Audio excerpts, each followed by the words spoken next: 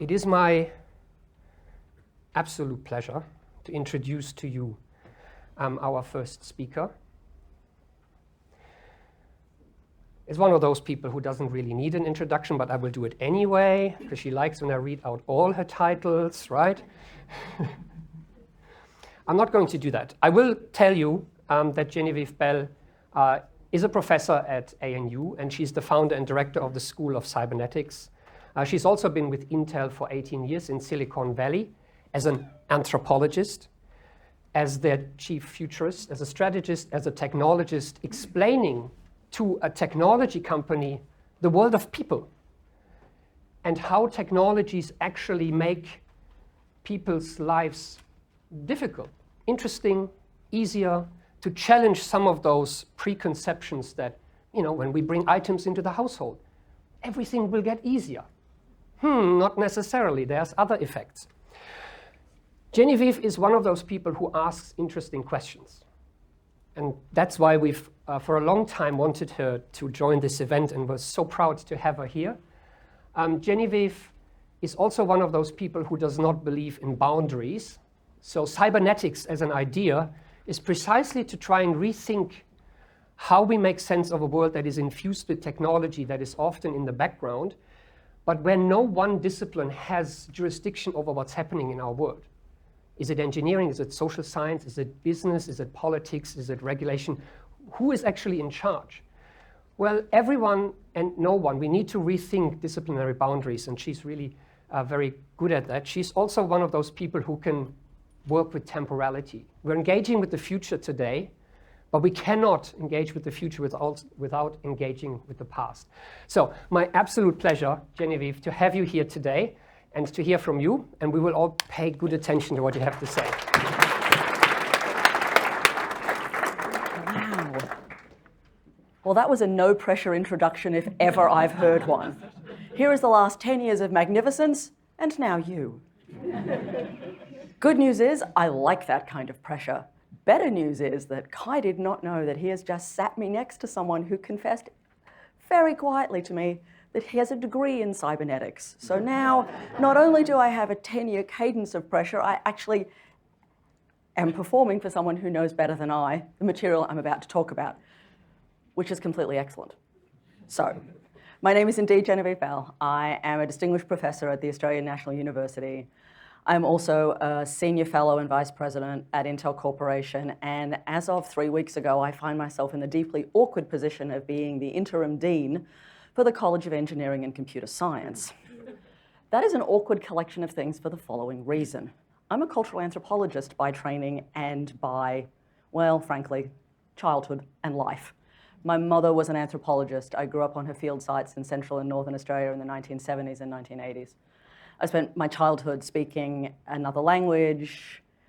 I didn't go to school terribly often. I almost never wore shoes, and I got to hunt and kill things. And of course, eat them. It was basically best childhood ever. I ran away from Australia many decades ago and took myself to America, got a PhD at Stanford University in Native American Studies, Feminist and Queer Theory. You might now be pausing and contemplating, how does someone with that background end up as a vice president and a senior fellow at Intel? The answer, it turns out, is not career advice, because I got that job by hanging around in bars in Palo Alto. And in 1998, I met a man in one of those bars who, in classic American style, asked me what I did. That was his opening gambit. What do you do? I said, I'm an anthropologist. He said, what's that? And I went, what? And he's like, what do you do? I was like, oh, I study people. He's like, why? I'm like, because they're interesting.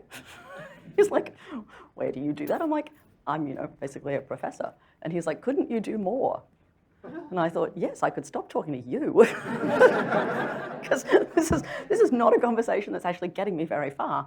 And we had a bit more of an exchange. And I left that conversation not really thinking anything more about it. And so it was startling, to say the very least, when he called me at my home the next morning.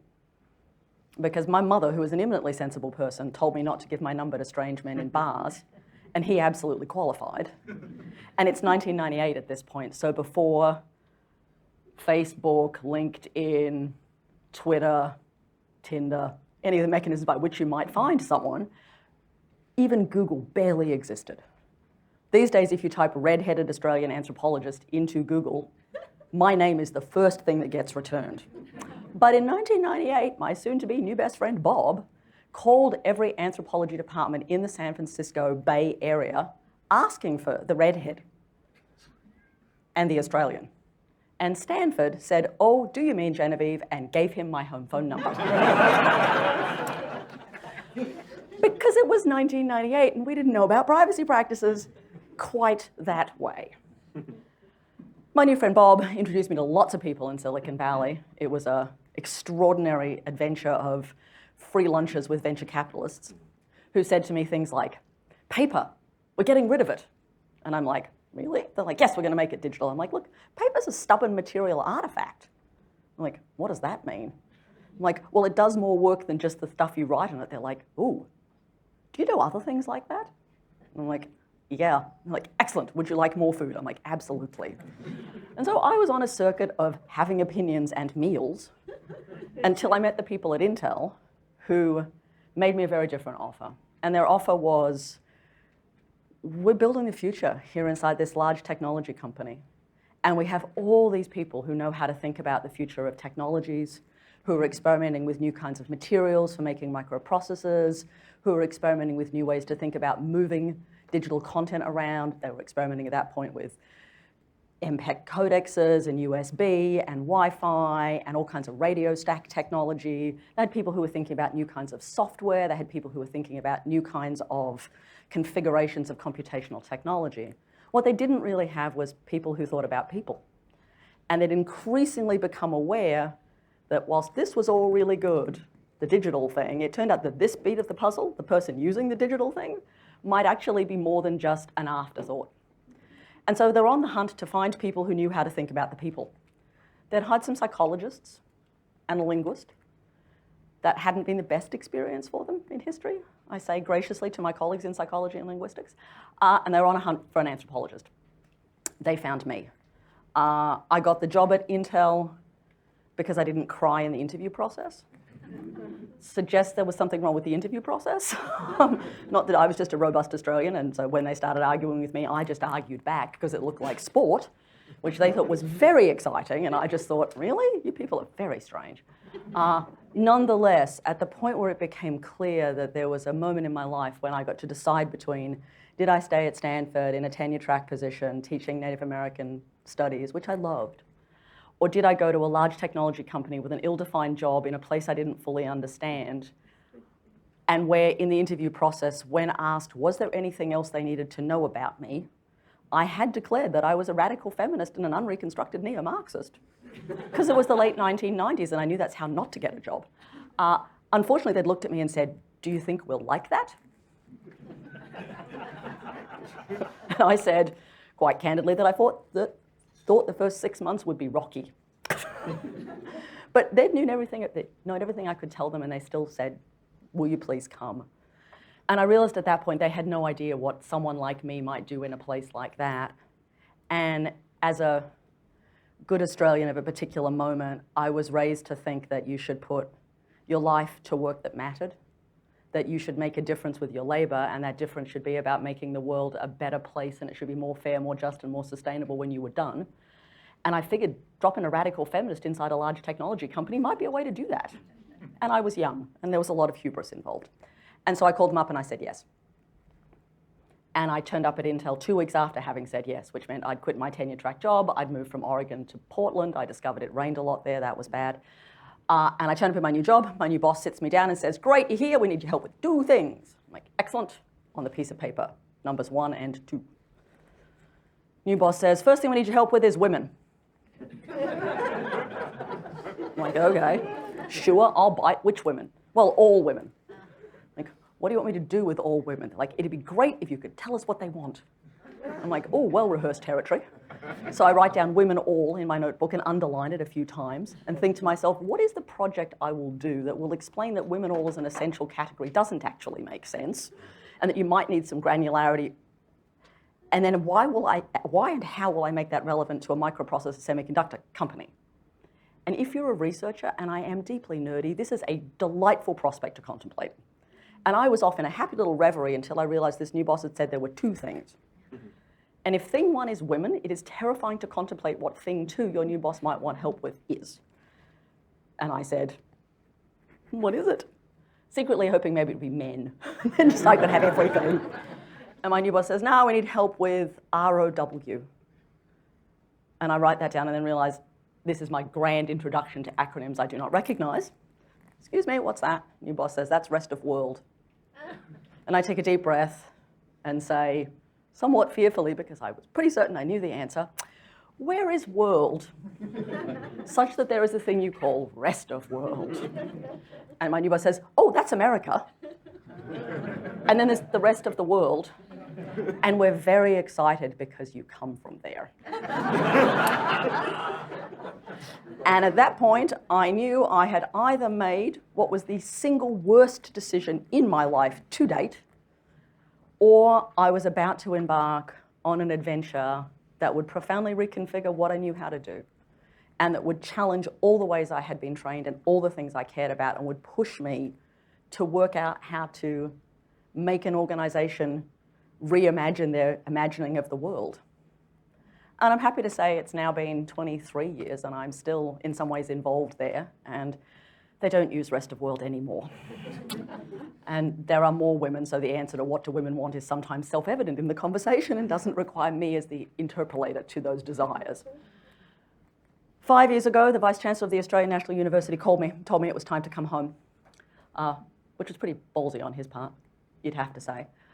He didn't know that part of my childhood was spent on his campus, and that as a very little girl, I had been lucky enough to spend time with Nugget Coombs, who was the university's first Vice Chancellor.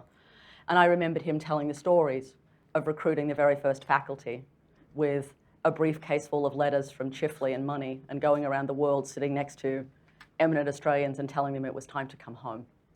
So Brian had no idea that he was tugging on my heartstrings. He also had no idea that that should have worked and didn't, because I said no. And it took us a little while to come to an agreement about why I would come back to a university, as I liked being in industry. I liked the platform that gave me. I liked the work I got to do. I wasn't a good professor, and I'm still not. And the deal we came to was that I would come back to build something. That's what I turn out to be good at. And so over the last 5 years, I have built multiple things at the Australian National University. I built a small institute that was dedicated to the proposition that we needed to establish a new branch of engineering to take AI safely, sustainably, and responsibly to scale. I created an experimental master's program that sat within that. I created a PhD program. I convinced an enormous number of people to come and join me as students, as faculty, as staff, in order to run a demented adventure at scale. 2 years ago, we too were disrupted. And I might have inexplicably grown my little tiny institute into a fully fledged school at the university. So we took a tiny institute and turned it into a school of cybernetics. And that is a very long introduction for what I want to talk to you about today. And the reason you need to know all of that is when Kai talks about the notion that there are particular categories that don't always talk well to each other, I have spent my whole career sitting between and betwixt those categories and attempting desperately to make all the places I work be a little more porous to all those different kinds of conversations. So I find myself running a new school. I found myself building a school in the middle of a pandemic. There is a handbook somewhere that says don't build a school in the middle of the pandemic, but no one gave it to me. So that's where I start. I also start somewhere else. And for me, one of the most extraordinary pleasures in coming home and coming back to Australia is getting to begin every conversation knowing exquisitely and expertly where I am. So today we're on the lands of the Gadigal people of the Aurora Nation, and I want to pay my respects to elders past and present. I want to acknowledge I'm on land that was always sacred and never ceded. And I want to say that whenever I talk about technology, I get to do it in a place where people have been building technical systems for at least 60,000 years. Many of those are no longer systems we can see or talk about, but some of them are in plain sight. And whenever I talk about building complex technical systems, one of the archetypes that sits in my mind is the fish weirs of Bawarrina. So if we were to go about 900 kilometres north of here to the Queensland-New South Wales border, to the town of Bawarrina on the Barwon River, we would find the fish traps. These fish traps were gazetted by the New South Wales state onto the Heritage List in 2000 and onto the National Heritage List in 2005. In the gazetting documents, it documents that this particular set of weirs are probably at least 10,000 years old. They are one of the most complex technical systems of that vintage on the planet. They are created by a man named Byami, so one of the ancestral figures of the New South Wales area. He architected these by taking a fishing net and imagining what it would look like across a river. His sons build these as a series of stone weirs at different depths that extend over 1/2 kilometre down this river. They're designed to hold fish of different sizes in cool, clear water in order to keep and store them, in order to facilitate people meeting on the banks of these rivers. To make this system work, you need to know a whole lot of things. You need to know about hydrology and lithics, so water and stone. You need to know ichthyology, fish. You need to understand change, because in the time these fish weirs have been here, we've had at least one deglaciation, and for any of us in our lifetime, we know what rivers are like in Australia. They come and go at speed and scale. These fish weirs have been made to function through that entire period. So they are a stable technical system. But in order for them to function, they also have to have a social system that sits around them. They need to have rules and regulations about who maintains them, who uses them, who makes decisions about the fish that are stored in them, how those fish can be distributed, all of those pieces of the puzzle. So this is a system that is not just about stone and fish and water. This is a system about people. This is a system about the different groups of people who gathered on the banks of this river and the reasons they might have gathered there. This is a system that also could only be built in this one place, because it is about a very particular point in this river where it drops a full kilometre in height, because it comes off the plains onto another set of plains. When I talk about building technical systems, this is what I have in my mind, that we actually can't build technical systems without also thinking about the human aspect, the ecological aspect, the notions of culture, and oh, by the way, of not just building them, but keeping them. This is a system generations and centuries in the making and the keeping. None of us in this room, I fear, will ever be able to make a system that is still here 10,000 years from now. But some of us should aspire to it, because there is something extraordinary about imagining that that's the case. And lest it appear that this is just a system that lives on the heritage list, it isn't. It's still there. You can go to Bawarrina when the river isn't in flood, so not right now. You will find the traditional owners of this area fishing off various pieces of this weir, because it is still a functioning system. It's also a system profoundly changed by colonisation. It turns out the rocks in this system were nicely worn by being in that river for 1,000 years, so people took them and put them in the foundations of their houses around Bawarrina. It's also the case that as we use these rivers for transportation, people like to tidy up the rivers so that the barges could go through them more easily and things moved. So when we think about complex systems in my school and we think about what it means to build things, we start with Bawarrina. We start with those kind of stories and we move forward from there. We start in the place we are with the questions we have. And when we started the school 2 years ago, we thought to ourselves, well, what is the biggest critical questions of the 21st century? And I came to realize that all of the critical questions we have in the 21st century, at least from where I sit, start with an idea of a system. And we're really good at talking about people. We're really good at talking about individuals. We're sometimes good about talking about nation states. I'd give us a passing grade on our ability to talk about corporations. We are sometimes good at talking about citizens and consumers. We are not particularly adroit at talking about systems and imagining the system as a unit of analysis. So how might you tackle the system? How would you find its boundaries? How do you think about how it is constructed? Who built it? What they had in mind? What are the kind of questions you might ask? What are the theoretical tools you might bring to bear to start to not just interrogate systems that exist, but imagine how you might build, design, regulate, secure, decompose, or frankly resist systems. It requires actually having a theory of them. And so as we were continuing in our business of starting a school, we were also looking for who else has thought about systems? And clearly lots of people do. Economists think about systems, political scientists think about systems, many of the sciences think about systems. But I went looking for a very particular theory that would accommodate the presence of computing in those systems, because I was interested in what happened when I started my little journey here in Australia about what artificial intelligence was doing. But I became increasingly aware this was about sticking computing into systems that already existed. So what did it mean to automate systems, to animate them, to think about data in those systems? And when you go scrub the world for theoretical paradigms, you find one that turns out to be well known to my seated companion next to me. Turns out the unexpected wellspring for stories about systems starts in New York City in 1944, and then again, more specifically, in 1946. So in the early 1940s, an organization called the Macy's Foundation, that was a philanthropic fund in the United States designed to gather interdisciplinary people to have disruptive conversations to push forward different kinds of critical agendas, gathered a group of people in the Pan-Hellenic Hotel on the Lower East Side in New York City. The title of these conferences was Cybernetics. This is the Macy's Conferences on Cybernetics. At that first conference, they invited the who's who of American critical thinking, specifically, but not entirely, around computing and cognition. So at that first conference, you had John von Neumann, architect of the ENIAC, one of the first computers. You had Norbert Wiener, who would become a professor of robotics and AI at MIT, and at this point was just generally irritating to everyone. We had Claude Shannon, who is the father of information theory and informatics, who was sitting at Bell Labs, soon to go to IBM. You had Jerome Wiesner, who would go on to be the president of MIT. You had that collection. You had, sitting in conversation with them, Gregory Bateson, so anthropologist, general crazy person. I don't know how else to describe Gregory Bateson, a Renaissance man. If the Renaissance were riven through an AI object in a post-malarial dream, you might get to Gregory Bateson.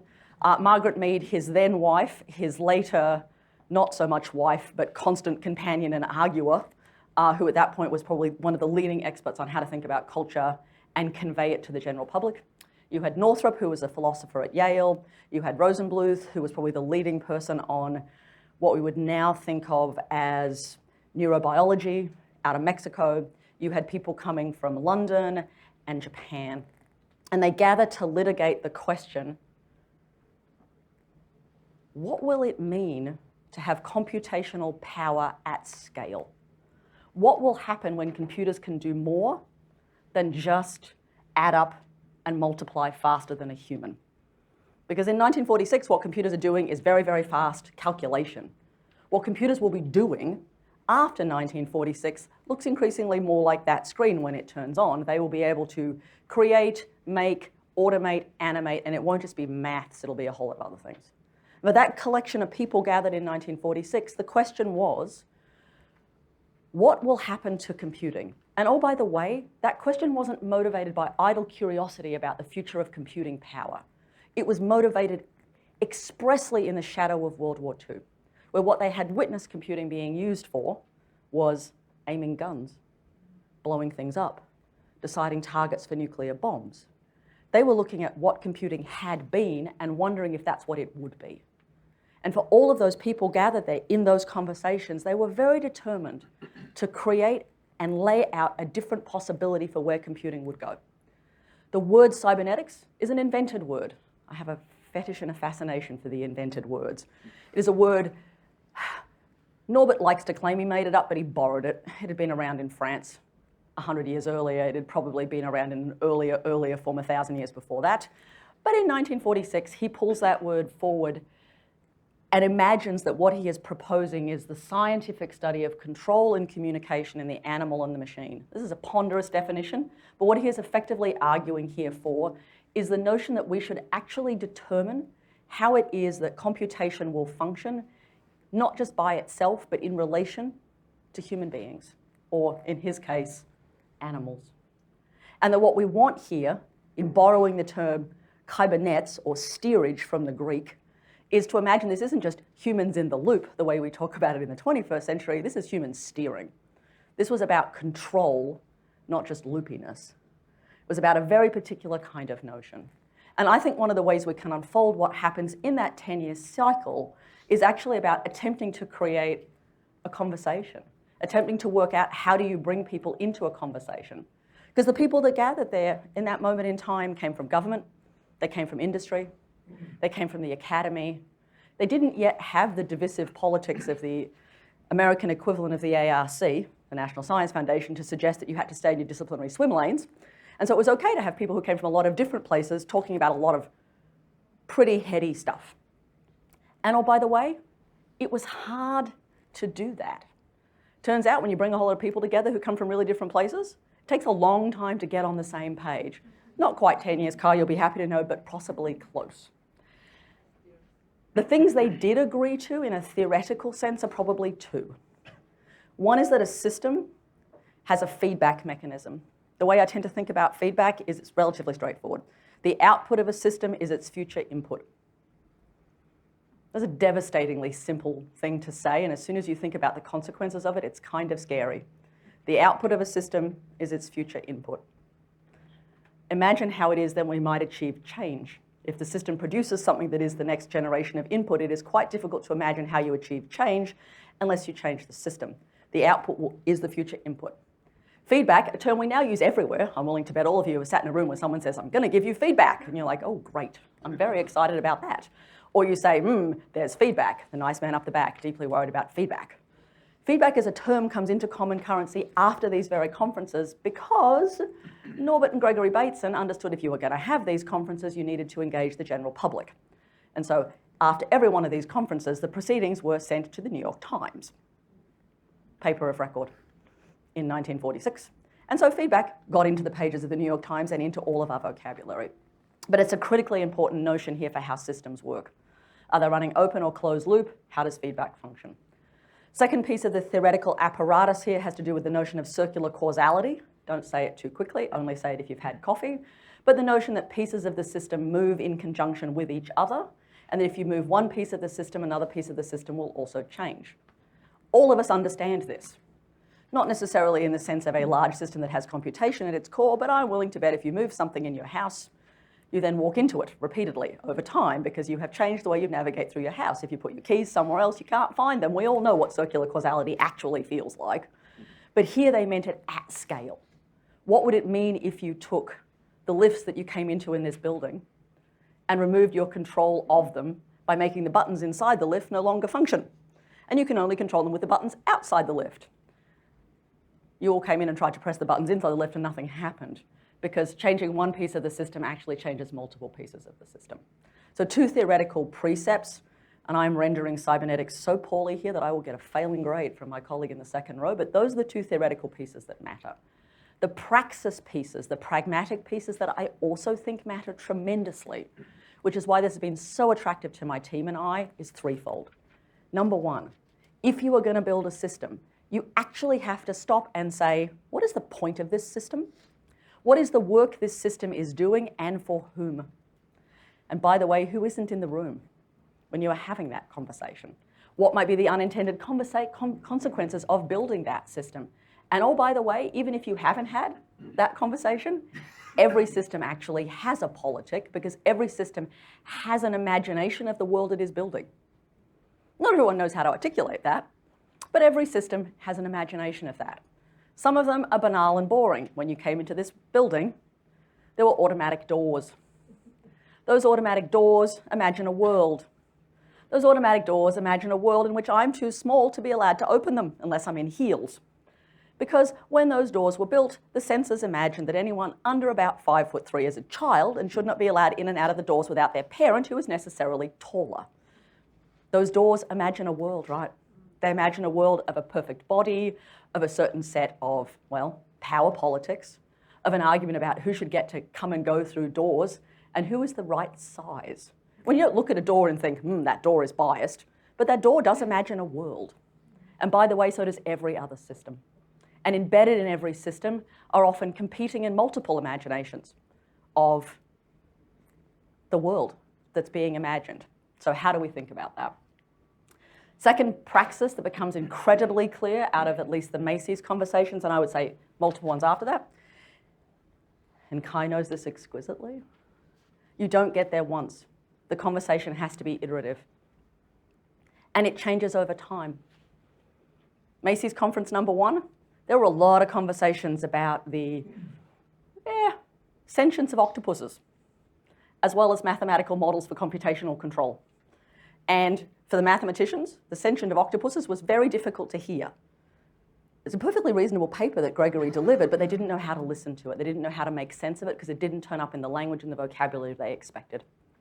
The same for other people, they're listening to these other conversations. So one of the things that happens here is in order to have a conversation unfold, it will necessarily iterate. And that takes time, that takes curation, that takes not imagining you're going to get to an answer in the first 10 minutes. It may take longer. It took 8 years here, it's taken you 10. I imagine there is something about the necessity of that iteration that's hugely important.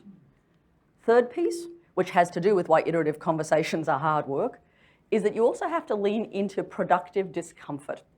So delightfully, Margaret Mead, reflecting on these conferences nearly 25, 30 years later, says that, there were these mathematicians and physicists who were trained in the sciences who had a very precise way they wanted to think.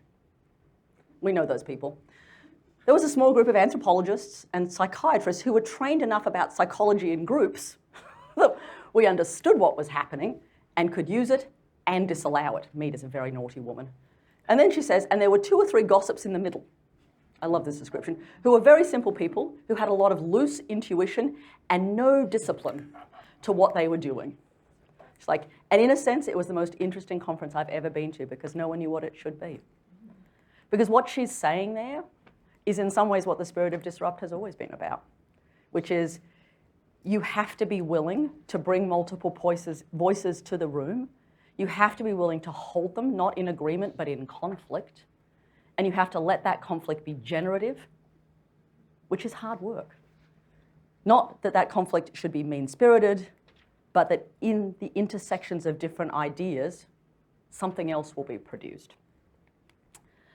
And last but by no means least, for me, one of the enduring pieces of this is in imagining that the idea that is built has enough strength to it that it holds as you pass it on, but not so much rigidity to it that it doesn't change over time. And I like to think in building things that we have to build things that we can give to someone else so they can carry it on, and that it holds just enough form that it maintains some of the intent that it had, and not so much that it prevents other people wanting to do things with it. In the case of cybernetics, that means that the first generation were the builders of computers and the people who thought about cognition and sentience and learning. By the second generation, that meant that cybernetics was now shaping computer-driven art.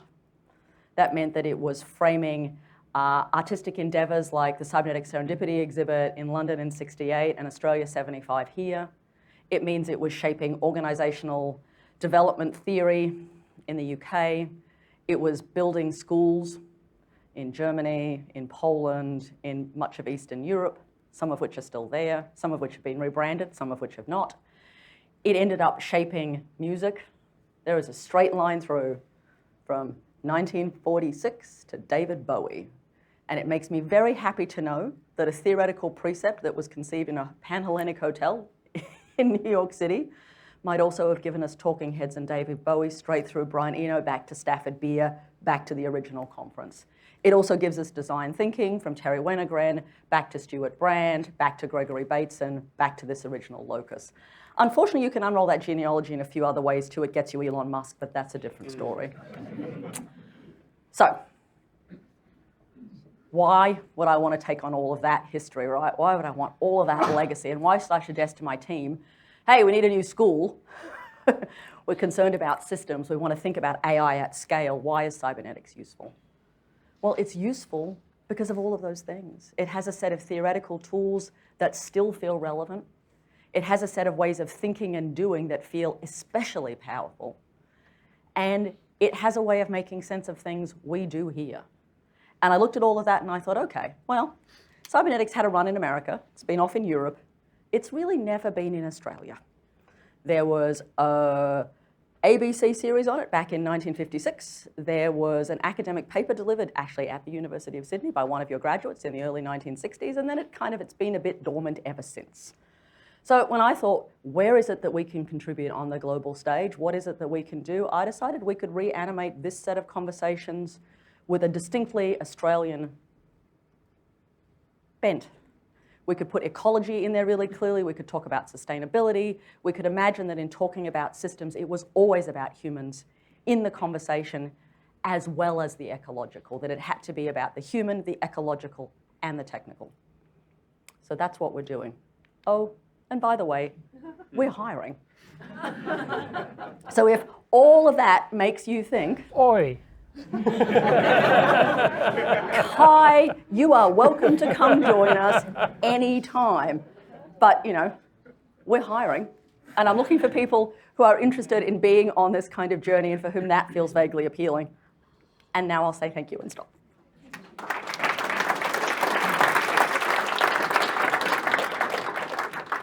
Now, we have time for questions. I feel like I should just put it back there. You will have seen that the program has loosely built into it some slack of a few minutes here and there. Stand on the other side of that and point like this. Just start with me. We did not discuss this. We didn't not discuss it. That's true. That is true. We have time for questions. See, I'm a German who came to Australia, who always showed up for meetings on time, which gave me ample time to contemplate with myself for a few minutes until everyone had. So since then, we play schedules a little bit loose here. So we have actual time for questions. And I have to ask Dirk to ask the first question, of course. Hi, Genevieve. Thank you very much. Dirk of Orca, University of Sydney. Always a pleasure to hear your provocative discussions. And I wanted to ask two short but related questions. In your prior work on the myth and mess of ubiquitous computing, you emphasize the role of language, of metaphor, and of myth in giving shape and meaning and motivating the agenda. And so the first question is, how does myth and language and metaphor, how might it be different in the current conversation around cybernetics, and how do you deploy it? The second question is, you also stress, and you use quite frequently, the idea of bringing AI to scale safely and sustainability, which is suggestive that we can manage and control outcomes in the future when there are certainly many cases in which emergent properties, emergent collectives are not exactly anything anyone would want to have happened. It certainly was nothing we would have designed, and yet we seem to not be able to prevent it. Could you comment on how this idea of bringing things to scale safely can actually be accomplished when we don't have control of a large-scale system? Listen, those are two excellent questions. Let me see if I think answering them in some ways they are, as you say, related questions. I'm always particularly interested in stories. What is the language we use? What are the genealogies we mobilize to make it clear that ideas don't just appear out of nowhere, right? And for me, reacquainting myself with cybernetics, it turns out to be hugely important in anthropology. That's a whole other story. But in reacquainting myself with cybernetics in this way, I found myself there because I was trying to work out where the ideas that sat inside artificial intelligence had come from. Because it seemed unlikely to me that they would have emerged the way they did in 1956 without some preceding conversations. And so I was really interested in saying to myself, why in 1956 did a group of people, including von Neumann and Shannon, turn up somewhere else talking about artificial intelligence when I knew for the preceding 10 years they'd been having a conversation about cybernetics? And so I was interested in saying, what was it about the move that means in 1956 they are now just talking about how we might sufficiently decompose intellectual activity into small enough pieces that a machine can be made to simulate it, how we get from a theory of a system with computation in it that includes the human and the contextual, the ecological, how you get from that to we're now going to break the intellect down into small enough pieces that a machine can be made to simulate it. And I was really interested in what had been removed there and why. And so for me, coming to cybernetics was a way of saying, actually, artificial intelligence is an idea that also owes its roots to cybernetics. And a series of choices were made in that moment of taking out some of the things that I suspect for some of those practitioners they found unduly messy, which would be the human, other than breaking it down into small enough pieces that a machine can be made to simulate it, and the ecological. And so part of, for me, about wanting to come full circle back to those original conversations was about saying, what are the pieces of the puzzle we can reinstitute? And in bringing those into the conversation about AI, does it give us two tools, right? One to say, why is this the conversation we ended up in?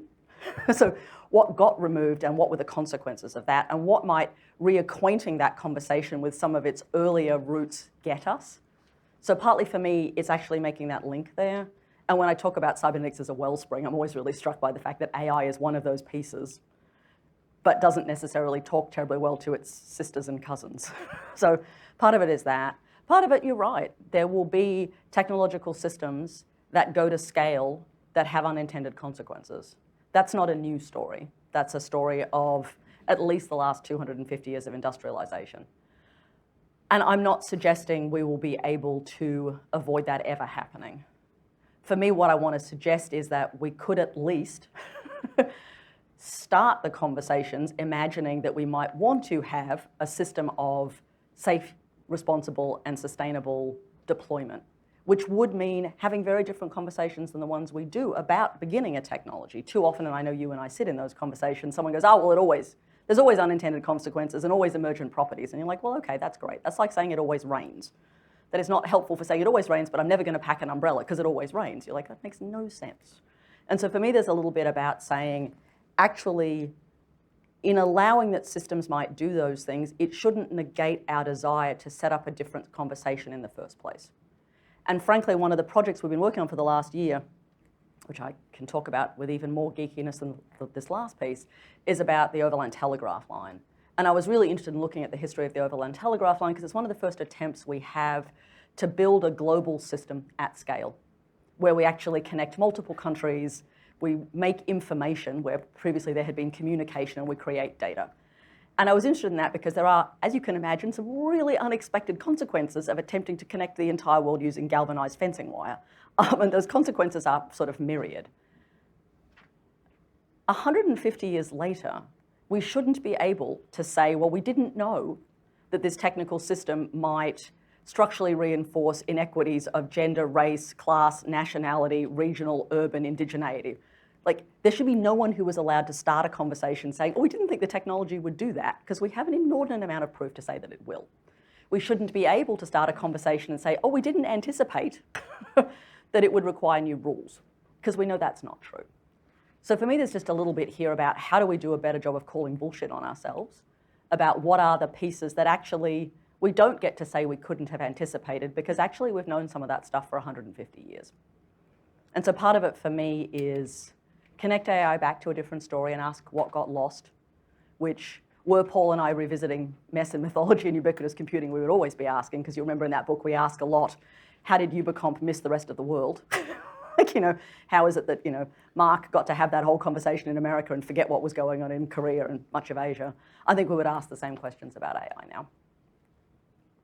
So I'm interested in your take, and obviously in your position, these conversations are easier to be had. We often have these conversations about systems that are being designed somewhere else in the world, are being controlled somewhere else in the world, regulated in other parts of the world, and yet we're here at the end of the world having these conversations. What's the best way to engage with the broader conversations around this, and how do you do it? Good question. Listen, I think this would go back to Dirk's question about some of the stories we tell ourselves. So one of the stories we frequently tell ourselves in Australia is that we are at the end of every value chain. We're at the end of every supply chain. And so we don't necessarily have a way to intervene or interact with other places in the chain. The reality of that is that that's a story we tell ourselves. It's not necessarily a consistent truth. So I think part of it is, how might we want to tell a different set of stories about who we are in terms of makers and users of technology? We might want to do a better job of looking at the places we have, in fact, successfully, although I have different feelings about this, we have successfully regulated the technologies that turn up on our shores, the content that turns up on our shores, the way things flow through our country, and the things we flow back out from it.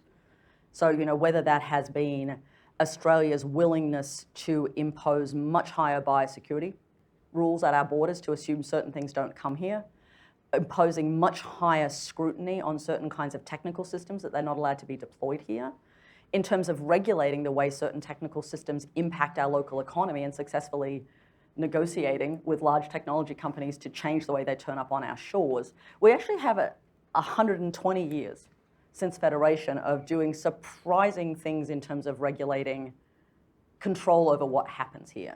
So that's one part of it. I think we should do a better job of talking about the places we do that and asking the question of why were we willing to do it there? Why do we not always talk about the fact that we did it there and what else was going on in those moments? Because equally we have had much stronger control, which I would find more complicated, over content that flows to our shores. So it's not that long ago that there was a person whose job it was in the Australian government to decide what books we could read, and things got impounded on the docks in Australia, whose job it was to remove and expunge certain pieces out of films that were seen as problematic, and the archive of those in Canberra is an extraordinary thing to visit, both the books and the pieces of film that were removed by our censors. And that would be censors with a C, not an S. I realise there's a complexity there. So we have a history there that's worth visiting and asking, why is that not the history we mobilised to talk about these other pieces? Likewise, it is the case that we are actually inside a number of large global conversations about the future of a myriad of technical systems, whether it's about AI, algorithms, notions about sustainability inside those systems. We're present at many of those tables. I'm not sure we're necessarily leading those conversations. There are places closer to us who are seen as being leaders in that. I would say what the New Zealand government has done with its algorithmic charter, by signing up multiple government departments to a charter about how algorithms will be deployed by the New Zealand government and the nature of those algorithms, is a really interesting piece of legislation that suggests a possibility there. You and I have talked in other places about what the demands are on citizenship in the 21st century. And I think one of the things we haven't done a good job of in the last 10 years is being able to untangle ourselves as consumers and ourselves as citizens. And we conflate those two things, and they are in fact radically different. We are consumers of services, and consumers is how you would describe our relationships with companies. We ought to be citizens of states and of nation states. And while those two things often borrow each other's language, we now talk about customer service from government. I'd like to think it was citizen service, but hey. There's a little bit there about what it might mean to be a citizen in the 21st century is different than what it means to be a customer.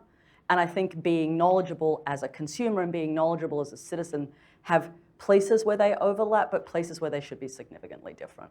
And I think it has been an interesting facet, if you take a big step back, to look at one of the things that's happened in the first, I'd say, 20 years of the 21st century is I think we have seen slightly more space emerge between the discourses of capitalism and the discourses of democracy as a state-based system, where I would say over the arc of most of the 20th and maybe the late 19th century, capitalism used democracy as a stabilizing force.